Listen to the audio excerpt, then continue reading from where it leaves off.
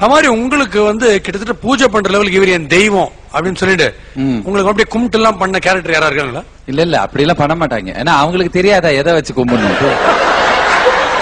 சிக்க மாட்டேன். பாஸ்கி நீ யாரு, எங்க இருந்து வந்திருக்கிற, எல்லா விவரம் எனக்கு தெரியும். சிக்கவே மாட்டேன்.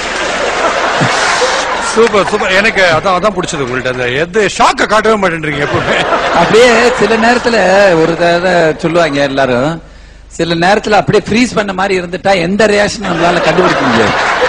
நிறைய நடிகர்கள் அப்படிதான் இருக்காங்கன்னு வைங்க. பட் நீங்க ஹீரோ ட்ரையே பண்ணல ஒரு தடவை கூட? என்னத்துக்குன்ற நான் இந்த பொழப்பே நாரி போய் திரும்பேன். ஏதோ ஒரு சீன் 2 சீன் கூப்பிட்டு இருக்காங்க, அதை எப்படியானு கெடுக்கணும்னு பாக்குறேன். இல்ல பட் உங்களுக்கு இருக்கு அந்த லுக்ஸ், அந்த பர்சனாலிட்டி எல்லாம் இருக்கு. வெளியே போய் பேசுவோம்.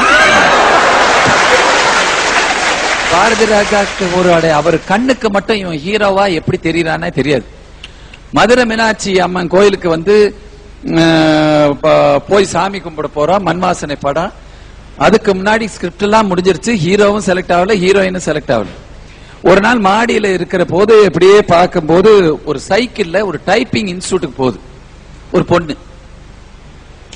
டைரக்டர் போய் உள்ள போய் கூட்டு வந்து சார் அந்த பொண்ணு போகுது அங்க டைப்பிங் இன்ஸ்டிடியூட், ஒரு அரை மணி நேரம் இருந்தா திரும்பி வரும், பாருங்க கொஞ்சம் ஒரு அளவுக்கு தேரும் போல அப்படின்னு. திருப்பி வந்துச்சு. பார்த்தா ஐயோ அவர் மேல கூட்டு ஐயா நல்லா இருக்கா ஐயா, நடிப்பா போல இருக்கு, ஆனா குட்டச்சியா இருக்கா பாரு அப்படின்னு கூட்டு வந்ததா ரேவதி. அதே படத்துக்கு ரேவதி எல்லாம் கூட்டிட்டு எல்லாம் போயாச்சு. மதுரைக்கு போயாச்சுங்க. மீனாட்சி அம்மன் கோயில்ல உள்ள போனா ஒரு பிள்ளையார் இருக்கா, விபூதி போட்டு வேண்டுவாரு இவரு. அதனால வெளியே வந்து அப்படி செருப்ப விடுற ஒரு இடம், ஒரு வளையல் கடை. எனக்கு சேர் அப்படின்னு ஒருத்தன் சிரிச்சுக்கிட்டு இருக்கேன். செருப்ப இருக்கிற போது அவனுடைய நல்ல நேரம் பேக்ல இருந்து ஒரு லைட்டு, அந்த சோர்ஸ் லைட் அப்படி தகன்னு இருக்கேன். அவன் போனாரு, வந்தாரு, செருப்ப மாட்டினாரு. யோ சாயங்காலம் ரூம் பக்கம் வா.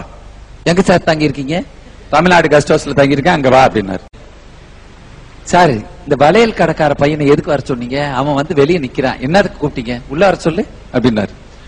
உள்ள வந்த அந்த பையன், ஓ நடிப்பியா, சொல்லி கொடுத்தா நடிக்கிறீங்க அப்படின்னாங்க.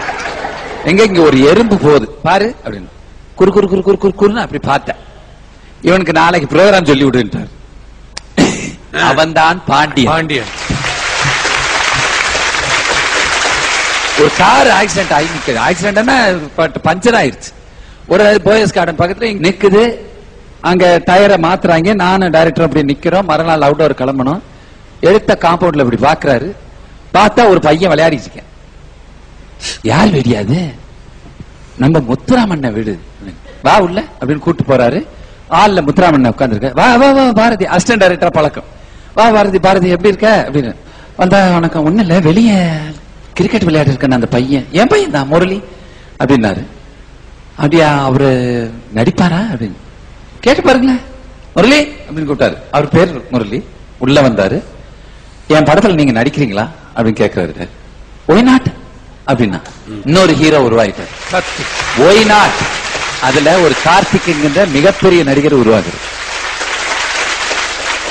மனோபாலா சார், இப்போ ஒரு ஸ்டேஜ்ல இந்த மாதிரி நீங்க ஸ்பாட் பண்றதுனால எல்லாரையும் நீங்க எந்த இடத்துல போய் பிரேக் டவுன் நின்னாலும் எல்லாரும் மேக்கப் போட வந்துருவாங்க அந்த இடத்துக்கு. ஒருவேளை நீங்க செலக்ட் பண்ணுவீங்களான்ட்டு.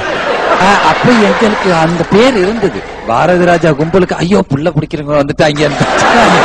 நாங்க ஹீரோ பிடிக்கிறேன்னு சொல்ல மாட்டாங்க, புள்ள பிடிக்கிறோன்னு தான் சொல்லுவாங்க. அத மாதிரி நாங்க அப்படியே கார் போயிட்டு இருக்க போற அம்பாசிடர் கார்ல அப்படி லேசா கண்ணாடி இறக்கணும்னா அப்படி போய் நிக்கும். என்ன சார் என்ன வண்டி நிக்குது? ஆகா, யார பார்த்தாரோ அவரை பார்த்து அந்த சம்பந்தப்பட்ட நபரோடைய ஃபாதர் மதர் அவங்க பிறப்பு அவங்களுடைய சரித்திரம் ஃபுல்லா சாயங்காலத்துக்குள்ள கொண்டு வந்து கொடுக்கணும். நான் அப்படித்தான் 1008 ஹீரோயின்ஸ் பாத்தீங்கன்னா நெவர் பிஃபோர் நெவர் ஆஃப்டர் அத்தனை ஹீரோயின்ஸ் நாங்க அறிமுகப்படுத்தணும். நிறைய ஹீரோஸ் அறிமுகப்படுத்தணும். நிறைய குணச்சித்திர நடிகர். எதுக்கு இந்த